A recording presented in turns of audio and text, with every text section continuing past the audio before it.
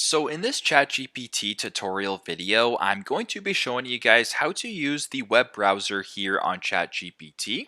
So first thing you have to do is open up ChatGPT. Then once it's opened up, go to the top left here and not start a new chat, but go to the bottom right below it where it says Explore. So in the top left, press on Explore.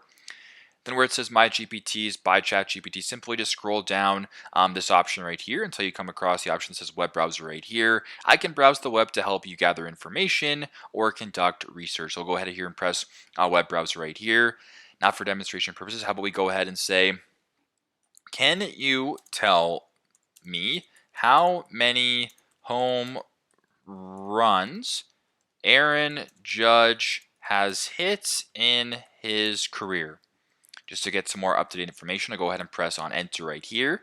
Now it's actually using the web browser right here to gather the internet, doing research with Bing, searching Aaron Judge career home runs total 2024.